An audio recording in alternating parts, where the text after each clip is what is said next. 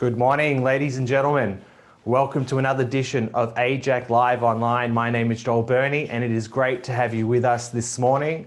I'd like to make special mention to our Facebook streaming audience who will join us shortly, as well as our international guests. We thank you for being with us this morning. A quick flip to our guest, David. How are you?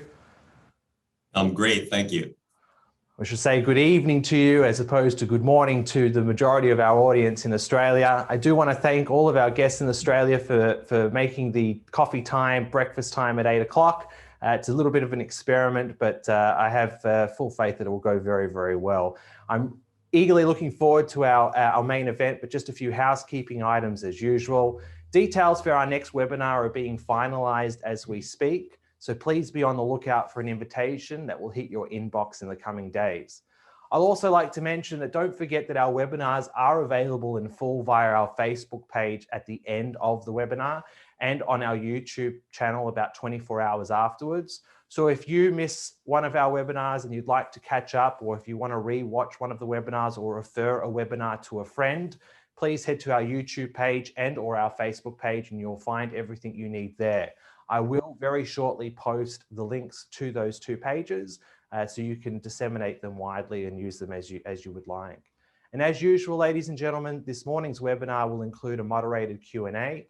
We use the raised hand feature inside Zoom. I'll go through the instructions to do that at the time of the question and answers. Now to our main event. It's my pleasure to introduce David Schenker, who is a senior fellow at the Washington Institute. Confirmed by the Senate on June 5, 2019, he served as Assistant Secretary of State for Near Eastern Affairs through January 2021. In that capacity, he was the Principal Middle East Advisor to the Secretary of State and the senior official overseeing the conduct of US policy and diplomacy in a region stretching from Morocco to Iran to Yemen, with responsibilities for 18 countries, the Palestinian Authority, and Western Sahara. In addition to developing and implementing the US strategy on China in the region, he worked to heal the Gulf rift between Qatar and neighbouring states, resolve intractable conflicts in Libya and Yemen, consolidate the Abraham Accords, and counter malign Iranian influence in the Middle East. Previously, from 2002 to 2006, David served in the Office of the Secretary of Defense as Levant Country Director, the Pentagon's top policy aide on the Arab nations of the Levant. In that capacity, he advised the Secretary and other senior Pentagon leadership on the military and political affairs of Syria, Lebanon, Jordan, and the Palestinian territories. He was thus awarded the Office of the Secretary of Defense Medal for Exceptional Civilian Service in 2005. Now, ladies and gentlemen, today's topic is From Trump to Biden, Shifting Policies Towards the Middle East. It's now my pleasure to hand over to AIJAC's Executive Director, Dr. Colin Rubenstein, to say a few words. Thanks very much, Joel. Good morning, everybody. Great pleasure to welcome you over breakfast, and particularly a great honor to welcome our guest of honor today, David Schenker. David's a very seasoned and very distinguished analyst from the Washington Institute, as Joel just told you, but very importantly, someone with many runs on the board in terms of his real world experience at the highest levels in both the Bush and more recently Trump administrations. It's really hard to think of anyone who could be better equipped to help explain to us what on earth is happening, what's changing in these early, but I would say fairly explosive months of the Biden administration, as it quite decidedly is changing gears on US policy, especially in the Middle East, and in ways that increasingly seem to be quite worrying. And I'm referring, of course, to the whole range of issues encompassing Iran, and the clear intent to return to the Iran nuclear deal, the JCPOA, and on terms that look somewhat disturbing. Day by day, it seems they're down the path of preemptive concessions that can only lead to more trouble ahead. But we're waiting to get David's analysis of this. Palestinian elections, will they happen? Won't they happen? But more importantly, the re-engagement with the Palestinian world by the Biden administration without any conditions whatsoever, it seems. What on earth is happening in the implosion of the failed states in Syria and Lebanon and Yemen and elsewhere? The Afghanistan pullout, what are the implications of that?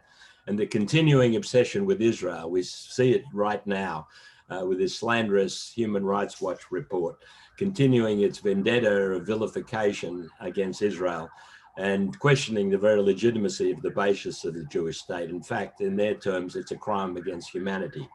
So we've got all these issues running, and we've got somebody who is very experienced and very equipped to try and guide us through this very complex and difficult arena. David, the microphone is yours. Welcome. Well, thank you. Good morning, everybody. Thank you so much to Colin and Joel for the kind introduction, and thanks for the opportunity, the invitation to speak to you today. I'm going to talk a little bit today about the Biden administration's Middle East policy. I've been out of government now for about 3.5 months, since January 20th, actually. And the new administration still doesn't have its full team on the field, but we can see a number of changes already, both large and small, in the U.S. approach to the region. There's also actually a number of other issues in the Middle East, which I'll touch on a few of them today, where the policy has remained relatively consistent with the previous administration here in Washington. As Colin pointed out, obviously, the most significant change between the Trump and Biden administrations has been the attack on Iran. During the Trump administration, we left the JCPOA and we pursued a policy of maximum pressure on Tehran to compel the regime to not only come to the negotiating table to discuss a better deal on the nuclear front, but to talk about Iran's development and proliferation of advanced ballistic missiles and its regionally destabilizing behavior. Mostly, we're talking about the militia terrorist organizations it supports in Iraq, Yemen, Syria, and Lebanon, among elsewhere. While the maximum pressure campaign didn't succeed in getting Iran to the table, the raft of sanctions that the Trump administration leveled on Tehran substantially constrained and curtailed Iran's economy. Now, the Biden administration has followed through on its campaign promise to resume negotiations with an eye toward re-entering the JCPOA with Iran. You see them every day, the news from Vienna, and it's concerning. The administration went into these talks with a lot of leverage. The sanctions continue to cripple Iran's economy, and the regime wants them lifted in the worst of ways. Yet the administration isn't talking about a larger deal here. It's merely talking about what they call compliance for compliance. That is, that the United States will drop sanctions in return for Iranian compliance to the terms of the JCPOA, their obligations that they signed on to so many years ago. And that only regards the nuclear front. There's some haggling that's going on now about which additional sanctions might be dropped, sanctions of the Trump administration that we implemented that were unrelated to the nuclear file, to Iran's enrichment of uranium, including human rights sanctions and terrorism sanctions. It's going to be difficult for the Biden administration to lift all those. Iran, of course, wants every sanction lifted immediately before it gets back into the deal. And of course, it is threatening to move towards 60% enrichment. Now, but the Biden administration is content to return to the JCPOA. And if enough sanctions are lifted, there'll be insufficient leverage, I fear, to get the Iranians to discuss any of the other elephants in the room, that is the missiles and the Iranian-backed Shiite militias that are running amok in the Middle East, not only attacking Washington's allies and friends, but periodically American citizens, diplomats, soldiers, etc. Meanwhile, from Iraq to Yemen to Syria to Lebanon, Iran seems to be pursuing its own maximum pressure campaign against the Biden administration in an effort to gain concessions at the negotiating table on the nuclear deal. For the last 5 months of the Trump administration, I'll remind you, there were very few attacks, for example, by Iranian-backed Shiite militias in Iraq against American troops or diplomats. That had been going on for some time and it stopped. Why did it stop? It stopped because the Trump administration told the Iranians in no uncertain terms that if you kill an American citizen, we're not just going to attack the proxies, we're going to attack Iran directly and hold them responsible for those, for the killing of any Americans in Iraq. But you've seen in recent months, the attacks have resumed. On one occasion, the Biden administration took a page from the Trump administration and attacked Iranian proxies in Syria. But clearly, these Iranian-backed militia are not deterred, and the attacks are continuing. Meanwhile, in Yemen, one of the first things that President Biden did upon arriving in office was to delist the Iranian-backed Houthi organization as a terrorist organization. The Trump administration, as you might remember, had Secretary of State Pompeo had designated the Houthis as a terrorist organization in December 2020, less than a month before it left office. They did so because the Houthis had tried to kill every single member of the new Yemeni government. No matter, the Houthis have responded to the Biden administration's largesse by increasing the operational tempo of their attacks, both missile attacks and one-way UAV attacks against Saudi Arabia. Another difference is that the Biden administration has appointed a special envoy to Yemen. One of my former deputies, actually, a very talented diplomat named Tim Lenderking. But he's not making any headway. The Saudis have been extremely flexible in their negotiations. The Houthis, not so. The Houthis still believe, back to the hilt by the IRGC, that they can win this war in Yemen militarily. And so they're not negotiating in good faith. And we can talk more about this dynamic if you'd like during the Q&A. The Iranis are also upping the ante in Lebanon, right, as part of their maximum pressure campaign against the Biden administration. A few months ago, Hezbollah assassinated a Shia dissident, a U.S. grantee who ran an NGO, and we had funded him for years. And in fact, when I was assistant secretary, I made 2 visits to Lebanon, and I ate dinner with this Shiite refusenik, as it was, twice. So the Hezbollah killed him. But also, over the past 2 weeks, Hezbollah has sent 2 UAVs into Israel, a very provocative posture. And then last week, as you recall, on another front, Syria fired a missile into Israel aimed at Dimona. And then it was reported today that Iranian fast boats in the Persian Gulf have started again to harass American naval vessels in the Persian Gulf. And the list goes on. What I want to say here is that this is a major shift. But negotiations, as we know, do not inspire Iranian behavior. And as we also know, a return to the JCPOA won't do that either. We can count on this provocative, destabilizing Iranian behavior to continue. Another area of departure from the Trump administration's policies is on the Palestinian front. The Biden administration has resumed funding, announced the resumption of funding for UNRWA. It's considering right now, as Colin mentioned, the direct funding for the PA, for the Palestinian Authority. It's also supporting the Palestinian elections, which itself is an incredibly fraught issue. Mahmoud Abbas, the Palestinian Authority president, who is now going into his 16th year of his 6-year term, doesn't want to hold elections. He has an insurrection with his own Fatah party.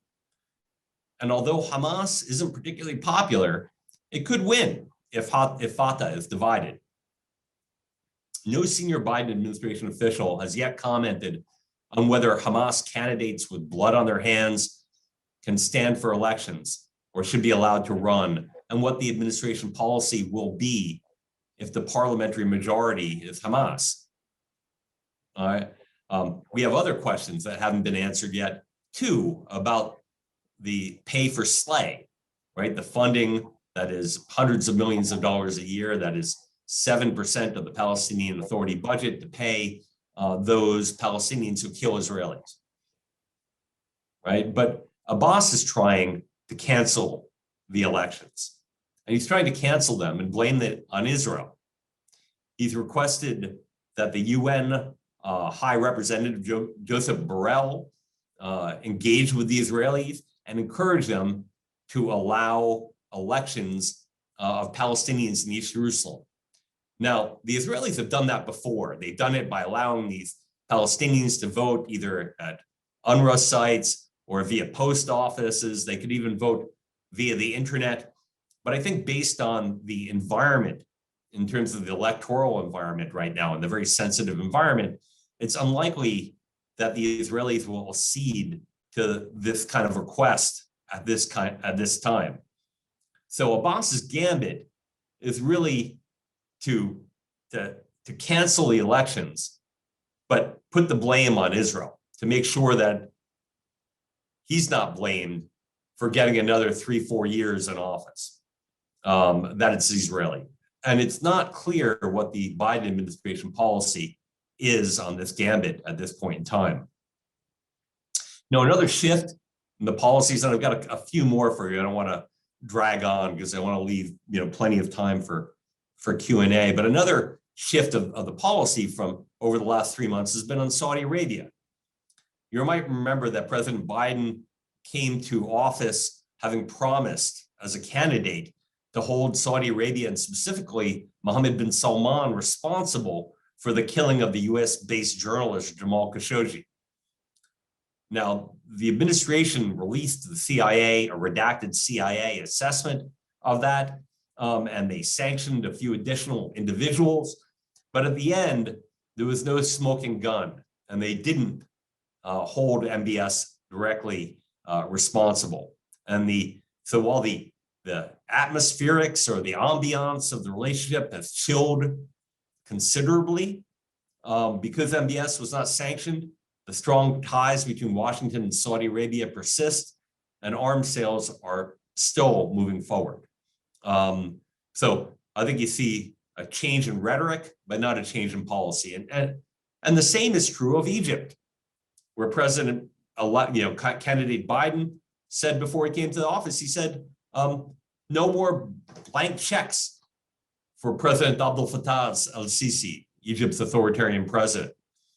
Now, when I was in the Trump administration, we made several comments about the human rights abuses in Egypt, and there are plenty. But you had Secretary Blinken during his first phone call with his counterpart say that human rights are going to be a central element of the bilateral relationship going forward. Now, despite that, we've seen at least one, if not two, arms sales go forward here in the United States to Egypt. And notwithstanding Cairo's ongoing harassment of family members of American citizens, and the continued detention of 100,000 or more political prisoners in Egypt. So I think you're seeing some degree of consistency. And we can get to the reason why. I'll hint at it right now. It's that the Middle East isn't a priority for this administration. They've got their eyes on China. We'll get back to that in a second. As for Israel, aside from concerns for the JCPOA, there's a lot of consistency between the administrations. The Biden administration, to be sure, does not support annexation. It does not support the vision for peace. It wants a two-state solution, and that's all fine and good. At the same time, it continues the high-level, close strategic cooperation with Israel, and it's supporting the Abraham Accords. It's proceeding after a 3-month review of the sale of the F-35s to the United Arab Emirates. It's proceeding with that sale. That's not done yet. I think they still have a little bit more work to do. But the administration is also despite early on articulating some concerns, they're not reversing the Trump administration's decision to allow Morocco sovereignty of the Western Sahara in exchange for normalization and peace with Israel. So that's holding tight. I think the Abraham Accords are something that this administration wants to build on. We may, however, I think, see some frictions start to emerge if the Israelis, as it's reported, continue to sabotage the Iranian nuclear program. There are some people from the Democratic Party here in Washington who believe this is damaging hopes for a deal with Tehran. I personally disagree. I think actually it's the opposite. I think that this puts more pressure on Tehran. It delays the program and it enhances the chance overall for some type of deal. But there are several prominent Democrats, including some who recently made this argument in Foreign Affairs magazine. So you should look for that if you're interested. There's a sort of continuity on the Iraq policy as well. While, of course, this administration is not going to hold Iran directly responsible for the targeting of American troops or diplomats in Iraq, the Americans, last administration and this administration had engaged in a what they call a strategic dialogue with the government of Iraq to talk about all sorts of issues: trade, foreign direct investment, the relationship with Iran, and also our troop presence there that is still in Iraq at the invitation of the government of Iraq to fight ISIS. But about the numbers, you saw there was just another strategic dialogue about 2 weeks ago, and the Iraqis that are backed by Iran, their militia, were very pleased that there were perhaps some signals that the U.S. would be withdrawing. But of course, General McKenzie, who's the head of CENTCOM, just announced that we're not going anywhere anytime soon. We're not leaving. So our presence, I think, is critical, and I think it's it's not going anywhere anytime soon, because at the least, if the United States withdrew from Iraq, it not only would turn Iraq wholesale over to Iran, it would also ensure the resurgence of ISIS in that country. We are a supporting element, but a key supporting element for the Iraqi military on the ground and their counterterrorism forces. Just a few more things. On Lebanon, finally, I think I see some consistency in the policy. That is the policy that we drew up in the Trump administration, that the United States government will not bail out the government of Lebanon. There has to be a government of Lebanon that is committed to reform, to fight corruption, and to transparency. And there can no longer be impunity for assassinations, et cetera. But we're talking about primarily reform and transparency. And of course, reform and transparency hurts Hezbollah greatly because they thrive off the current corrupt system. We still don't have a government there. We are providing humanitarian support. I think this government, this administration will continue that policy. But there are many questions that remain about places like Lebanon, Iraq, et cetera. The key issues relate to how the administration will deal with these Iranian proxies if and when the JCPOA is reinstated. When I was in the administration, the Trump administration, we leveled sanction after sanction, not only on the Iranians, but on their proxies, on Hezbollah and the allies of Hezbollah in Lebanon. We sanctioned the Houthis. We looked after Iraqi allies of Iran, their Iranian-backed militia, people that committed human rights abuses, that were supporting terrorism. We sanctioned them all. During the Obama administration, and I don't know if we can look to that as a model, these militias were given carte blanche. The administration was concerned that if it took action against these Iranian proxies, that it would undermine the nuclear deal. And so they didn't do anything. So let's look in the coming months, keep an eye on this space, whether the administration sanctions the Iranian proxies, whether it be in Lebanon, whether it be in Iraq, for human rights abuses, for terrorism. keep an eye on that space. I think that's going to be a key issue going forward. And my last point, and then I'll conclude. I think there's continuity in China.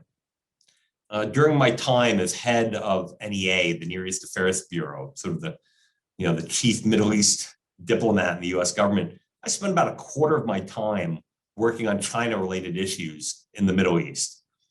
That's pushing back on China, pressing our partners to understand the dangers of working to China, the debt traps, the lack of transparency, the corruption, the compromising of data, and the implications of this cooperation with China for having a strategic relationship with Washington. I talked about this all the time, and it took a great deal of my time. And I'm convinced, actually, that the Biden administration understands and appreciates the threat posed by China, whether in the Middle East or globally. And this is something that I think that was a priority of the Trump administration, and I'm glad to see that it's carrying over as a priority for the Biden administration. So I think I've spoken more than enough, but there's, I know I've skipped Syria. I know I've skipped half a dozen other countries in the Middle East, but if you're interested, the floor is yours. I'm happy to take any question. Thank you very much, David. That was a wonderful presentation, and I thank you very much for it. Now, ladies and gentlemen, we can use the reactions button inside Zoom. So you'll see at the bottom of your screen, there is a reactions button that you can press that will give you an option to raise your hand. That will provide a silent notification of your desire to ask David a question. And then I will be able to flip to you, and we'll be able to unmute you and turn on your camera so you can ask David directly. Without further ado, our first question will be from AIJAC's Dr. Svi Fleischer.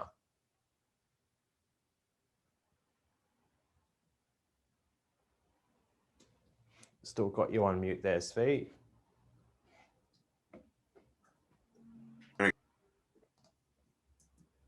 Still on mute, Svi. Just hit that button again. Beautiful. Got you now. Finally unmuted. Thank you. Sorry about that. Thank you, David. That was an interesting very wonderful presentation. I want to ask a bit more about the Biden administration's policy on Iran. Their declared policy is to return to the JCPOA and then work to expand and extend it. Can you see any situation where that would succeed? And if so, what would they have to do to get that to actually work, assuming they would adhere to that policy? Well, thanks, Svi. I think that's the key question. I hinted at in my presentation. I think that once you re-enter into the JCPOA and you lift the most biting of the sanction, and you probably take away 80% of all the sanction, what is the impetus for Iran to go any further? They've gotten compliance for compliance. And once you start releasing all these bank accounts and pallets of cash, there's very little incentive left for Iran to engage on these issues. And yet, we may live with some of the consequences of that, but all of our allies in the region, our partners, our friends, Israel, Saudi Arabia, United Arab Emirates, Bahrain, and the list goes on, are the ones who will suffer from Iran having all this additional money to double down on the funding of their destabilizing terrorist militia throughout the region. So I don't think they've got a plan for it. We heard from the Biden administration that they want to do follow-on discussions. The Iranians said, we're not interested. So I think we're going to end up, where we ended up before. And if we lift more sanctions and we can't re-implement them for other reasons, like Iran supporting terrorist organizations, then we're in a very bad place and we've lost leverage. So I don't have a good answer to that question. And I don't think the Biden administration has a good answer for that question yet. Thank you very much for that, David. Now I hand over to Kyle Orton.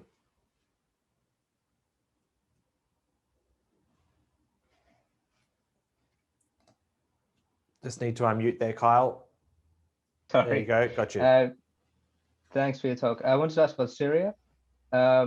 Basically, do you think the US should keep troops in the country? And if they should stay, what should the mission be? At present, it's been solely ISIS focused. Should that be revamped or should that be extended? Or should the troops just come out altogether? Thank you. Thank you. Well, it's a good question. This administration has not taken a decision yet to reappoint a Syria envoy. In the last administration, it was my former colleague at the Washington Institute, Jim Jeffrey, who was a former deputy national security advisor to the Bush administration, incredibly talented diplomat. He was both head of the anti-ISIS coalition and the Syria envoy. This administration has not chosen yet, and it may not ever choose to appoint a Syria envoy. We have, there are good people working this issue, but they're clearly not as senior or have as much gravitas as Jim Jeffrey had. The administration has not yet made clear what its policy is on Syria. It has been a relatively low-cost deployment. You remember a couple of years ago, President Trump said, when Turkey came in, he said, "We are withdrawing from Syria." And everybody said, "Oh no, we're withdrawing from Syria." He ended up withdrawing 200 troops from Syria. And we still have 800 troops there. And I think over the course of a 2-3 year deployment, we've had, maybe 2 soldiers killed, which is terrible. But for advancing our interests, that is denying Assad these oil revenues, denying him control over the whole country, preventing a ground line of communication necessarily between Tehran and Lebanon to Israel's border. I think, this is a great benefit to us, and also the occupation of a Tanaf garrison. The Israelis fly over that all the time on their way to bomb Iranian missiles in Syria, reportedly. So I think that there's a great benefit from being there, and I hope the Biden administration thinks so. But right now we're facing a challenge of many Arab states, United Arab Emirates, number one among them, but many others who are considering, encouraging Syria to re-enter into the Arab League. That is a reintegration of this isolated ally. By the way, our presence in the east of Syria and our sanctions prevent that country from being rebuilt. So it's pressure for Assad to engage in a political process. But there are many countries out there that just want to say, hey, there's an election coming up. This means transition, even if Assad doesn't leave. I think there are certain things personally that are beyond the pale. I think Assad has, in the words of the Holocaust Museum in the United States, perpetrated what resembles a genocide.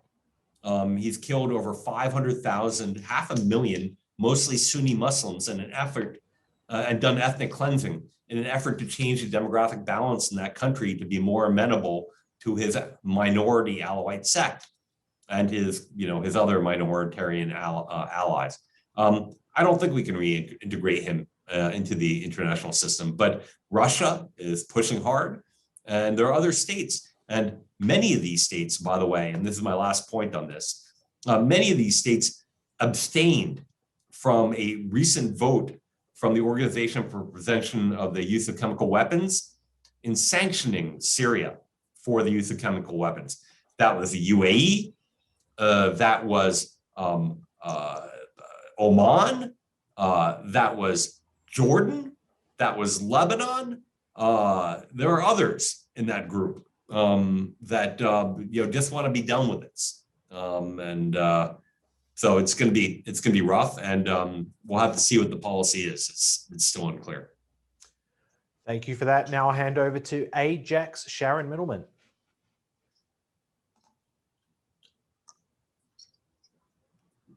Thanks, David. Given that America seems to be focused on COVID and China and Iran, how much attention do you think the Biden administration will be willing to dedicate towards the Israeli-Palestinian conflict in terms of restarting peace talks? and also in terms of pushing forward with the Abraham Accords and new deals that could arise? Thanks, Sharon. Those are good questions. Listen, the Middle East is like a third-tier issue in this administration. They are redeploying forces, right? And this happened, actually started to happen during the Trump administration. We had our national defense, what do they call it? The national defense assessment or whatnot. And they said that China and Russia are the major strategic competitors, and we have to devote more resources to this. And they started to during the Trump administration, and they're continuing it now. This is a consensus of our national security apparatus, and I think it's a consensus for Republicans and Democrats alike. Still, the old aphorism, you can leave the Middle East, but the Middle East will come find you. So we're not leaving anytime soon, but I think that there's a limit of bandwidth of how much any administration can devote to any one thing or the other. So you see right now, the administration hasn't appointed a peace process envoy, right? They appointed a Yemen envoy, right? Because they think like maybe they can draw that over the finish line. They don't have listen, we don't need a Libya envoy. We've got a great ambassador in Dick Norland who sits in Tunis and travels the world doing diplomacy on that. As for the Israeli-Palestinian, I think I've talked to Hadi Amr before I got into the government. I talked to him a little bit after. He was on the transition team when I was still, assistant secretary between November and January. I think these guys have limited objectives with the Palestinians. I think they want to reestablish a relationship.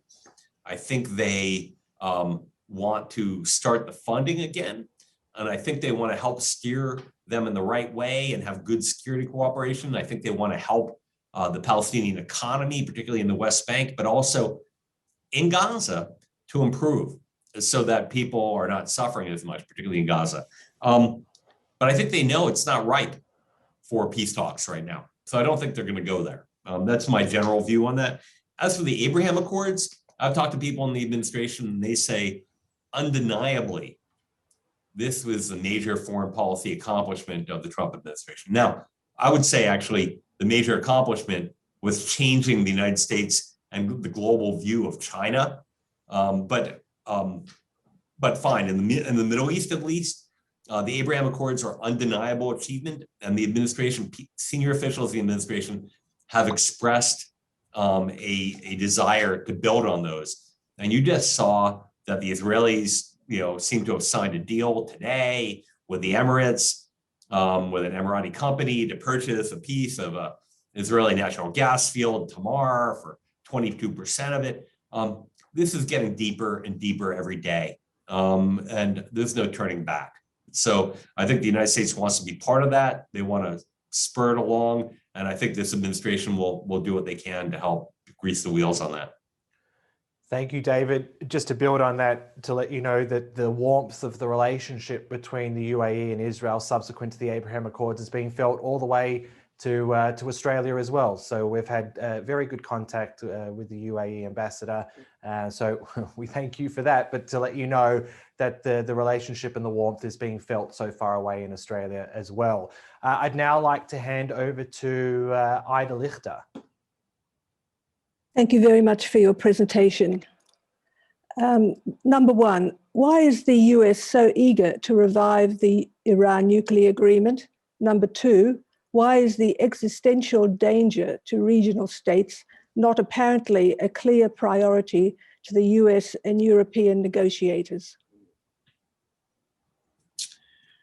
Well, listen, thank you, Ida. Those are both, I think, good and important questions. The first one is, the fact is that Iran has capabilities, right? And Iran moves forward with those capabilities, much in the way that with incredible sanctions, that North Korea moved ahead.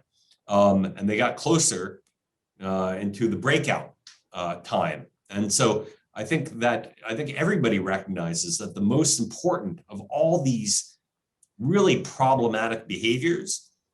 Starting off, for Israel, which is the closest, in which Iran has missiles that are capable of reaching, is the nuclear issue. If Iran develops a nuclear weapon, that's an existential threat to Israel. Arrow missiles are great, and they're highly accurate, but you can't take a chance.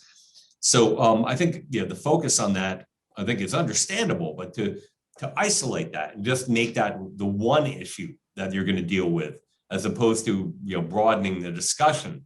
Of course, the Iranians don't want to do that, but the Europeans, I think, have very little regard for these proxies. Right? You have Germany is, I think, one of the only states in Europe that has designated they haven't even designated Hezbollah. They've just made them illegal for Hezbollah operations in the country. Macron, the president of France, had dinner with a Hezbollah member at the French embassy not a few months ago. They're not particularly concerned about these things. They are what I think they would call themselves realpolitik, and that we can't do anything about it, and therefore we're going to have to deal with them. For me, it's a priority. Yeah, I don't think Iran should be granted carte blanche or a free ticket, a get out of jail free card for all they're doing in the region, as long as they have a nuclear deal. And so when I was in government, I sanctioned a lot of Hezbollah entities, along with the Department of Treasury, and worked on getting Hezbollah's allies in Lebanon designated, including Christian allies, to send a very clear message that even if you are not Hezbollah, if you have relationships with these people, that you will be held accountable as well, and that you will be PNG'd, or European banks won't hold your bank account so you can go on vacation to France. You'll be beyond the pale as well. But obviously, that's not generally Europe's sensibility on this. Certainly not Russia's, who's also a negotiator on the P5+1. Sorry to say. Thank you, David. Oh, sorry, go on. Yeah, I know it's not a very satisfactory answer, but there's no answer here. We're not going to get consensus on this.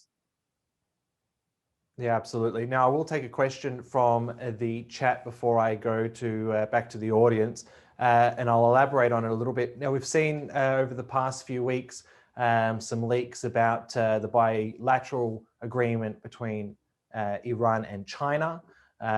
If the details that have been leaked are true, it seems to be a significant deal with great implications for not just the Middle East, but also for our region here with Chinese involvement. So the question essentially is, was the tough stance from the Trump administration on Iran, did that drive them into the arms of the Chinese? The Chinese have been busting sanctions for a long time. They've got a relationship here. I don't know whether this is something that is part of the Belt and Road, or something that just enables China to be more of an irritant to the United States. But I think the bottom line here is two bottom lines. One is China consistently overpromises and underdelivers. Let's see if this is what they call it, a $400 billion deal over however many years. Let's see if that transpires. Second thing is when China gets into a country and they don't give away money, right? China gives loans. They don't give grants. They don't fund things. They fund projects. But if they do deals with countries, the countries can't afford to pay, they take the resource. So we've seen this in, it's predatory lending. We've seen it in Djibouti. We've seen it elsewhere where country can't pay. And so China gets a 99-year free lease on a port in that country. In the United States, we call it predatory lending, and we outlaw it. They call it payday lending or whatever. So I think, Iranians will learn. This is incredibly corrupt, and China brings with it incredibly corrupt business practices. And we just listened to this leaked tape of Zarif, where he said oh yeah, I don't have any role in decision making, right? It's all the IRGC, right? So when we talk about this as like a real government, yeah, they're entering into an arrangement with China that will reap maybe some benefits, but also will have enormous liabilities. So, and the answer is no. I don't think the United States drove Iran into the arms of China, just like I think, I believe that the United States designating the Houthis as a terrorist organization for its cooperation with Iran. We're told, oh, if you designate them, you'll drive them into the arms of the IRGC. And I said, well, they're not in the arms of the IRGC, they're in bed with the IRGC, right? This is not driving them anywhere. They've already made this strategic decision.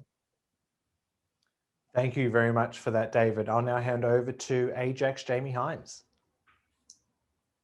Thank you, Joel. Thanks, David. I'm just going to ask you a couple of questions about possible constraints on the Biden administration. So first, there's been conflicting reports on how much heed the team will be paying to Israel's concerns in deciding what they do about the JCPOA.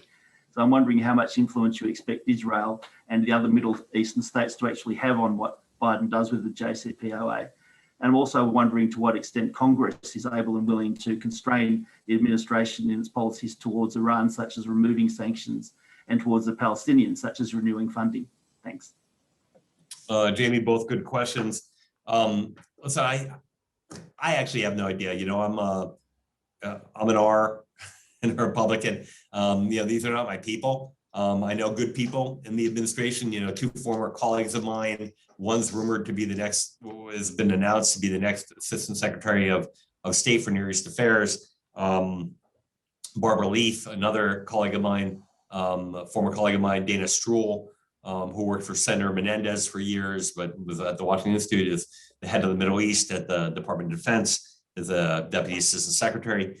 These are fine people that understand the importance of the strategic relationship between the United States and Israel. But how much impact Israel will have on the JCPOA, that remains to be seen. I know that the Obama administration consulted with Israel, but what I mean consulting, I mean by that they informed Israel that they were entering into this new nuclear agreement with Iran, and didn't particularly give the details of when this 10-year sunset clause or whatnot, at which point Iran will be free to enrich as much as it wants and collect as many centrifuges as it wants, et cetera. So I don't know. There are some people out there who say, well, they got Wendy Sherman, who's the Deputy Secretary of Defense, and she was a primary negotiator, and Rob Malley was a junior negotiator. Now he's a senior negotiator, and they got the band back together, and this is Obama's third term. Now, I don't know what to think about that, right? I know Jake Sullivan and Tony Blinken have said other things publicly. I don't know whether they will, what consultation means, whether it means taking into account the concerns of your top allies and partners in the region, or whether it means listening to them and then doing whatever you want to do. No idea. So, like I said, I know very good people in this administration. I'm proud to call them friends. But this comes from the top, and I don't know what that decision is going to be.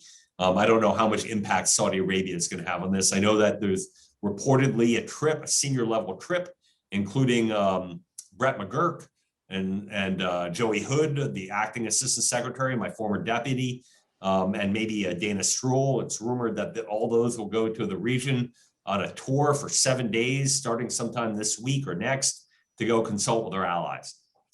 We'll see. About Congress, I know that there's been reported that Congress is going to try and enshrine some of the sanctions, that they need congressional approval to lift them.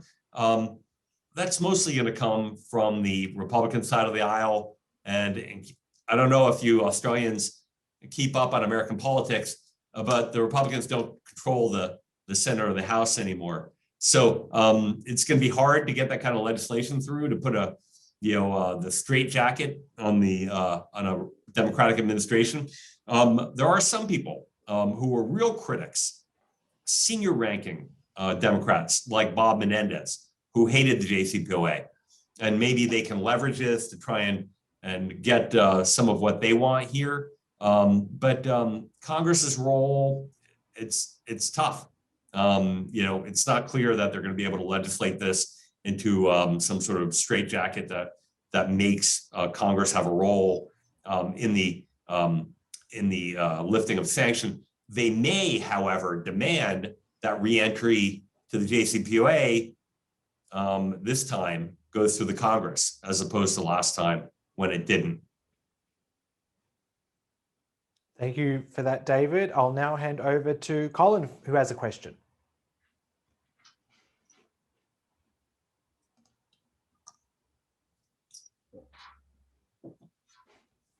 Just sent a prompt to unmute. Yeah, there you go, I Colin. got it. Okay, thank you. Thanks very much, David. So just really follow up on some major sort of macro policy strategic dimensions here. Getting back to the US pullout from Afghanistan, it's probably a policy that, it was initiated earlier and even in the Trump administration, clearly continued under President Biden. But I'm wondering what the implications are in terms of US credibility and its deterrence profile sort of globally. And I wonder if a second you'd say a little bit more about China's policy and penetration, throughout the Middle East. What's its game plan? And what are the pitfalls for countries engaging with China for themselves?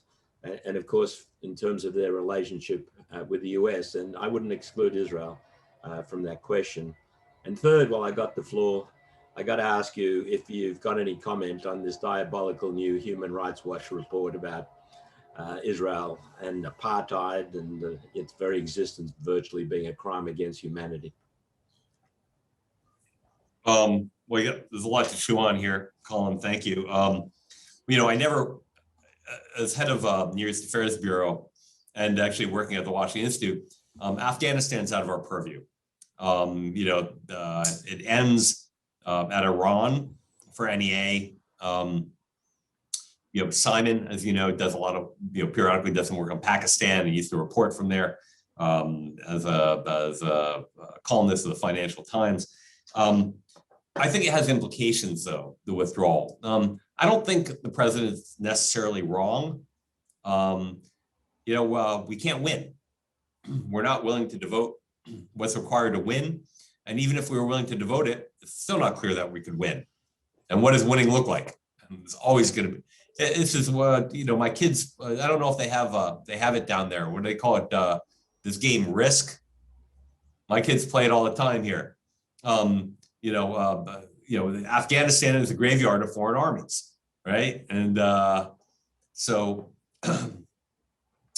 it has implications for us pulling out, because I just read this week, actually, after, or last week after we made the announcement, all these Iranian-backed Shiite militia in Iran say, you know what, we have to do what the Taliban did, which is just kill enough of them and they'll leave. So it does have an implication. We'll see what that implication is in the coming months as we leave. Obviously it's a disaster for Afghani women who are, not going to be going to school anymore and being put back in chatter, in the harem. It's unfortunate all the way around. But once again, huge, expense of blood and treasure. And we're just, we're not in a position to fix this so that, we can have a sort of a timeline when we would ever leave. So I don't blame either President Trump or President Biden. I'm not a big proponent of this thing of the forever wars. We have forever presence in Germany, right? Since World War II. We have presence, in Japan. We have presence all over the world, and we can endure a presence. But these are, with friends, protecting them against enemies. But with Afghanistan, it's very difficult. As for China's penetration into the Middle East, Yeah, the pitfalls are many. Like I said, I spent about a quarter of my time working on this. I went with the secretary to Israel in May, our first, COVID era trip. And among other things, we talked to the Israelis about China. Now, I'm not going to say what we talked about China, but 2 days after we left, they canceled the major desalination contract with China to build a desalination plant.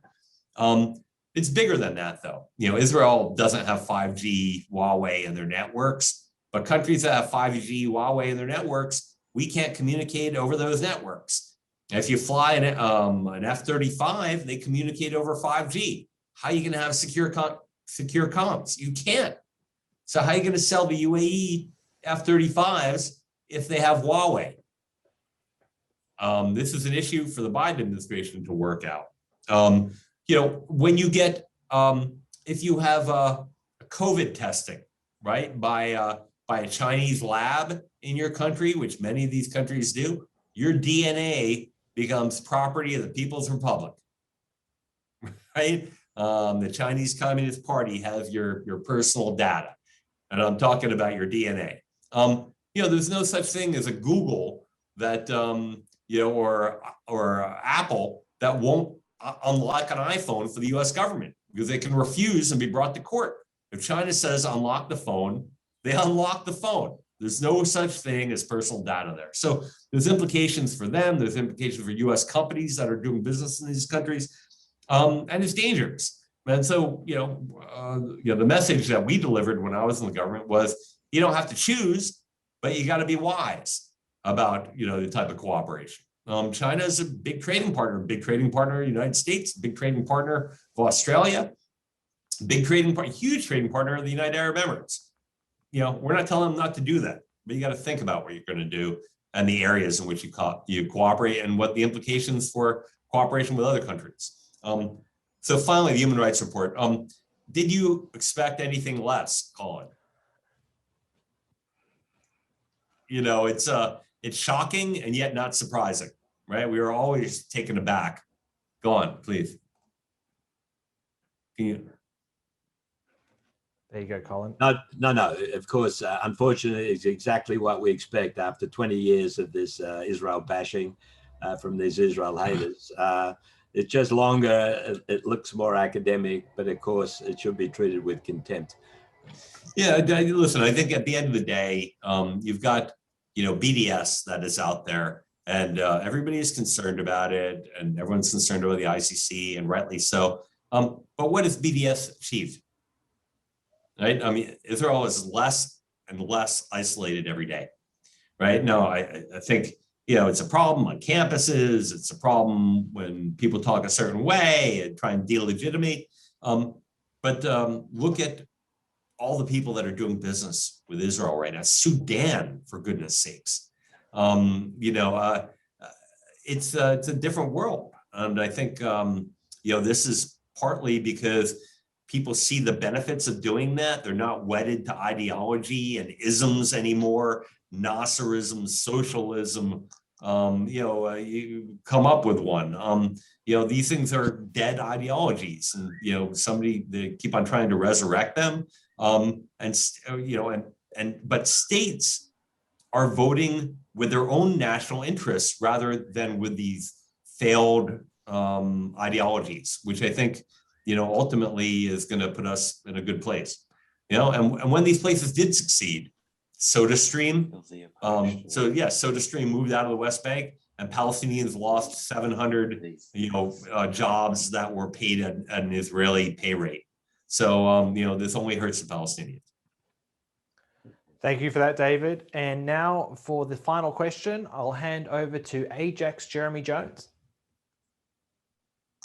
Thank you, David. There's been so much of great interest, and there's so much more we could talk about, but unfortunately we are coming to a conclusion. We've heard a number of times from the Biden administration comments about multilateralism, doing things on a global level as part of a team. So we're sitting here in Australia and imagining we can give advice to the American government as a friend, as an ally, and also have a request. How can we best help prosecute what is best for the world in the Middle East in an alliance with America. What would you be saying, both as the Australian asking the Americans and the Americans advising the Australians? Good, listen, thank you, Jeremy. I try and stay away from giving foreign governments advice. I don't like foreigners telling my government what to do. Everybody's got their own national interests, but listen, I think there are a lot of areas of cooperation. You are, Five Eyes, right? You are a top intel partner. You're a joint strike fighter partner. You are the best of America's partners in the world. We got 5 of them, right? And then you can add on, Israel after that is a very special relationship. Got 5 of them, right? You're one of them. I don't know at what levels you can engage yet, or your government can engage yet with the U.S. government to get in on these things. But they should be weighing in. Now, the problem so far is that the administration doesn't have, its full team fielded. But, if I had a Middle East person, I'd be telling them, hey, call Barbara Leaf over at, department, at the National Security Council. Reach out to Brett McGurk, send your Middle East guy to Washington after he's been vaccinated and go do the rounds, go see the Pentagon, go see the CIA, go see the National Security Council, go see the State Department, and have some talks. These people have been vaccinated. It's a long plane ride, but it's a whole lot better to have these conversations in person. Listen, we had COVID, right? And it was March last year. I didn't travel I traveled the end of February, got back early March. I didn't travel until I went with the secretary to Israel in May. We were 30 hours on the plane, 7 hours on the ground. But we had 7 really productive hours with the Prime Minister of Israel and the head of the Mossad, and things that just couldn't have been done over even a secure phone line. And then like a month and a half later, when the secretary said, hey, I'm hitting the road again, I said, okay, I'm going. I didn't have a vaccine. I put on a mask, got on the plane and went. And I went to, 14 plus countries. I traveled 2 months a year, 2 weeks a month to go see my counterparts in Europe, in the Middle East, and, bump elbows and do all that and talk to them about what issues were important to us. A telephone call or Skype ain't going to do that. So, I don't know what your government's policy is, but go out and engage. Tell your folks to go out and engage and have a real discussion to find out where the Biden administration is at. I don't know where they're at yet, right? And I'm here and I talk to these people. Send your people who, have the they can talk about classified information and go talk about your assessment and, what direction they're headed. And that's, the best I can advise you. Get in tight with the Biden administration, start working it.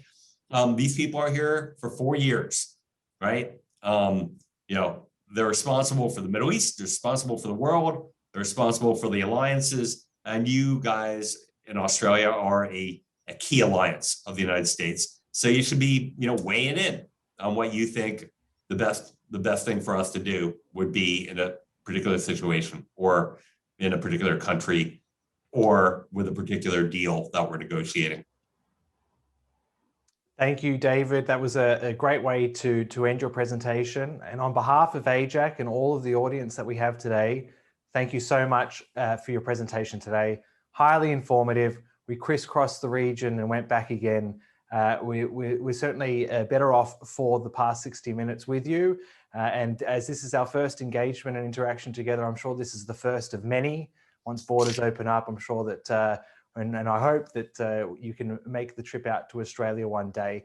Ladies and gentlemen, that's all we have time for today. As I said, please watch out for your inbox shortly for the next invitation for our next webinar that's being sorted as we speak. Again, on behalf of AIJAC, David, thank you very much. And please send all of our regards to our friends at the Washington Institute. Ladies and gentlemen, have a lovely day. Thank you very much for attending our first breakfast briefing. And for now, it's bye for now.